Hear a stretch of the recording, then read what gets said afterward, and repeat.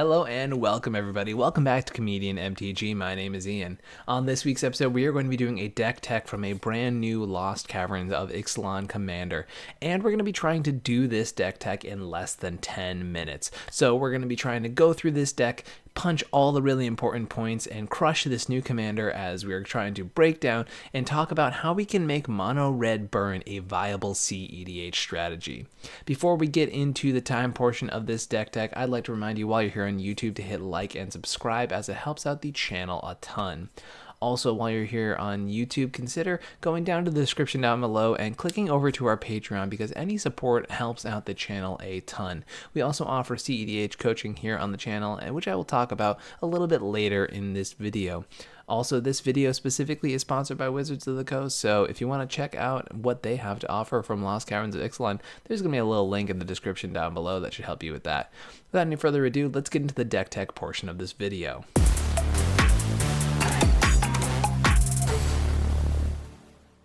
To break down this deck, we got to know what Ojer Axonil does. Ojer Axonil is a 2/2 red trample 4/4 legendary creature god. If a red source you control would deal an amount of non-combat damage less than Ojer Axonil's power to an opponent, that source deals damage equal to Ojer Axonil's power instead. When Ojer Axonil dies, return to the battlefield tapped and transformed under its owner's control. It then can flip over to a land called the Temple of Power. It taps to add a red mana, and you can transform Temple of Power, activate only if a red source you control dealt 4 or more non-combat damage this turn, and only as a sorcery. Now, the debate about when to actually let this commander flip over to a land and when to actually just put it back in the command zone is definitely going to be something I think is kind of interesting moving forward with this deck. It is important to note that Ojer only increases the non-combat damage that would be dealt to opponents. The idea behind this deck is going to be a stacks deck, basically using damage as a stacks effect. It is a burn deck and a stacks deck all in one, and let's go talk about the important stuff. So why play this commander specifically? It is mostly for effects that convert things that would normally only do 1 or 2 damage to our opponents to dealing excruciating amounts of damage. So mostly the 4 damage that is Ojer Axonil's power, which will convert things like, let's say, a Thermo Alchemist. Every time you tap this creature, it deals 1 damage to each opponent. With Ojer Axonil out in the battlefield, you're going to be converting that to 4 damage every time you tap this creature. Then when you start to do things like cast instants and sorceries, it untaps your Thermo Alchemist, and you'll be able to continually deal damage to your opponents in chunks of 4. Now, 4 damage per instant and sorcery starts to add up, and it is quite huge. There aren't a ton of instants and sorceries in this deck, only 24, so there's not the most amount of things to be able to trigger this creature, but it specifically is able to be used every single turn, and the fact that you can use it turn after turn without actually having to proc its ability is pretty strong. That also makes Erebor Flamesmith kind of the worst version of this. It only does it when those spells are cast. Now, it doesn't need to not have summoning sickness like Thermo Alchemist, but it definitely has a bit of a downside, and the same thing with Electrostatic Field. The better versions of these are Firebrand Archer and Kessig Flamebreather, which trigger on any non-creature spells. So things like our artifacts and enchantments add another 24 cards in the deck that can trigger those effects on top of the 24 that already trigger that, and the 1 Planeswalker as well. So that brings it from 24 to 49 cards in the deck that trigger things like Firebrand Archer and Kessig Flamebreather. So I can definitely see scenarios where you have your commander out and then just play like a 0 mana rock and then 1 spell and then maybe 1 more non-creature spell, and suddenly you've dealt your opponents 12 damage over the course of just casting a few spells you're already going to cast. The other effects that get really crazy with this deck are Punisher effects. So things like Cemetery Gatekeeper, which exiles a card and then hurts your opponents every time they cast a permanent of that type. Eidolon of the Great Revel and its pure enchantment version, which is Pyrostatic Pillar, who punish your opponents for casting spells 3 or less by dealing 2 damage to them. There's also the Spell Shock, which is obviously one of the most iconic just enchantment burned effects. Just whenever a player successfully casts a spell, it deals 2 damage to him or her. We also have effects like Roiling Vortex, which deal 1 damage every single turn. Once again, with our commander, that's 4 damage every upkeep. Also, whenever a player casts a spell, if no mana was spent to cast it, basically the Lavinia text, it deals 5 damage to that player. So now anytime your opponents are casting Fierce Guardianship, Force of Will, Mana Crypt, Mox Opal, any of those cards, they're just taking 5 right to the dome with these type of effects. Some of the craziest effects in the deck are here in Burning Earth and Mana Barbs. Suddenly now every time your opponents are tapping their lands, they're taking 4 damage. Now they definitely have a bit more of an upward investment to get into these effects, but it really starts to add up very quickly. We're also playing some traditional stacks pieces in the list like Stranglehold, Blood Moon, Weathered Runestone, Grafdigger's Cage, Cursed Totem, and a few others throughout. The idea behind those being, we are trying to slow down the game so that burn can really have time to matter. And, when you are going through the process like this, being able to just add a few more hard stacks pieces into the deck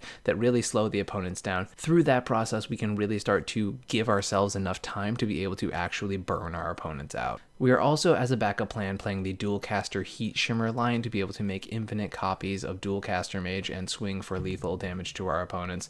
It's obviously a very powerful combo and one that's played in a decent amount of decks. Our commander also breaks some of the other great effects in this deck, things like Sardian Avenger. Now, anytime an opponent cracks a treasure, they are taking 4 damage. Same thing for Pain Distributor.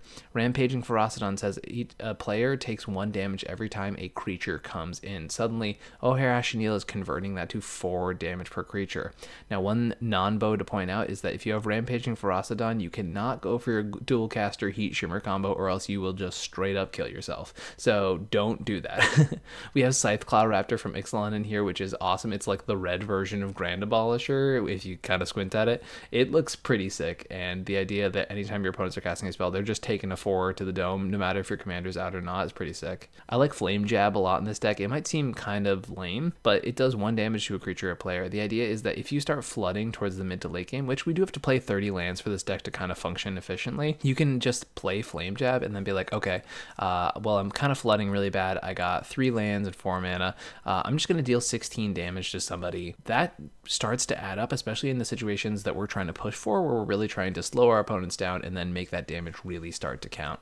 We have Grape Shot in this deck. This is a perfect Grape Shot deck. I mean, you cast 2 or 3 spells, cast Grape Shot, and then suddenly you're dealing 12, 16, 20 damage to somebody. We have Reckless Impulse, Ren's Resolve, and Light Up the Stage. Basically, our impulse draw for the deck, the things that are going to help us get there. Ruination is a great sorcery that helps literally destroy all the non-basics that Magus of the Moon and Blood Moon would already be shutting off, but it really helps to solidify that tempo advantage in our favor. Definitely want to point out Defiler of Instinct makes our stuff cost cheaper, and whenever you cast a permanent spell, deals 1 to something, boom, with our commander, it deals 4. The other things to point out are we also have some pump spells in the deck, because once again, Ojer Axonil checks on the resolution of the spell if that spell is less than its power, right? So, for example, if we have something like Mana Barbs going on, and your opponents just tap a bunch of mana to go cast a spell, and there's a bunch of Mana Barbs triggers on the stack, or Sardian Avenger, your opponents crack a bunch of treasures to cast a spell, something of that nature, you can actually respond to those triggers and then pump your commander so it deals even more damage. So if your opponent goes, all right, I'm going to cast this 4 mana spell, expecting it to take 16 damage, you can Monstrous Rage your commander and then convert that to 28 damage, which is definitely a difference that could easily kill a player for sure. Price of Progress is a great inclusion in this deck as well. It is another one of these cards that really just gets your opponents out of nowhere. They take 2 damage for every single non-basic they have. In a deck like this, if they assume like they kill your commander and they might be out of burn range, they can easily lose to a card like Price of Progress. Some other pump spells I want to mention before we move on from that are Blazing Crescendo, which then replaces itself by Impulse Drawing, and Downhill Charge, which actually can be cast for free by sacrificing a mountain. Fist of Flame is also another one that pumps and replaces itself by drawing you a card. We have a little bit of interaction as far as we can for stacks in this deck. We have Pyroblast, Red Blast, Bolt Bend, and Deflecting Swat, all of which are meant to be able to, in any attempt Red can, be able to handle spells being thrown at our commander, at our spells, etc., etc. So we definitely have some ways to be able to interact, despite Red not really having that much of an option. I did add Lightning Greaves to the deck yesterday when I was tinkering with things, just because I wanted a few extra ways to give Ojer Axonil protection, because unless I'm mistaken, if they remove it in response to some damage triggers on the stack, it will not be able to check and replace the amount of damage. So we definitely want to give our commander a little bit of protection, which is one of the downsides of the strategy, is a bit commander reliant. Apart from that, not too many crazy things in the land base here. We have mostly basics. We have Nykthos here to make a bunch of mana, Balin's Tomb to get our commander out quick, and War Room for a little bit of card advantage. Urza Saga's in here mostly because we can go get a Grafdigger's Cage, and once again, slowing down our opponents in this deck is really helpful. Not to mention we can get some accelerants to get our commander down pretty early. And that's our 10-minute deck tech on Ojer Axonil Deepest Might. What do you guys think about this deck? Do you think it's actually enough to make burn a cEDH viable strategy? I'm really excited to test this list out. It's between this and Solifim from the early March of Machines set. I think that mono red burn actually could at least put up a top result or two in cEDH and at least be a contender in the meta where it can be taken to a tournament and not considered just like a joke deck in the pod. I think it definitely has enough legs to potentially be a viable strategy. What do you all think? Do you think I'm missing any cards in this list, which I will leave down in the description below? Do you think there's any things that I should be adding to this deck? Or do you think that burn is just not even a playable strategy? Throw those opinions down in the comments below. Thank you once again to Wizards of the Coast for sponsoring this video. If you want cEDH coaching, as I mentioned earlier in this video, you can email me at comedianmtg@gmail.com. You can find me over on Discord or at Twitter. All the links will be in the description down below for that. If you want to find coaching from the person who has more wins with different decks in cEDH than any other player for 2 years in a row, come find me and shoot me a DM. I'm really excited to continue working with people. It's been an amazing transition to be able to do this work and to be able to make coaching a full-time thing. So thank you all for making this happen. Thank you to the patrons for continuing to support this channel, and I really appreciate everybody.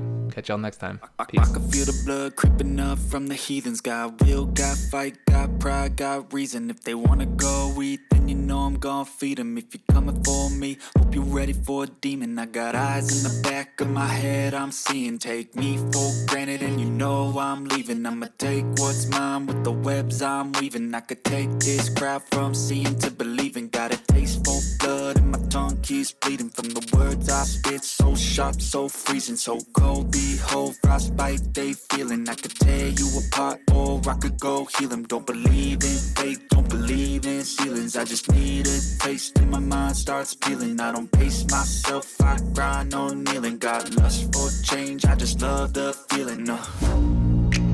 I ain't gonna give up. Got too little time, I'ma live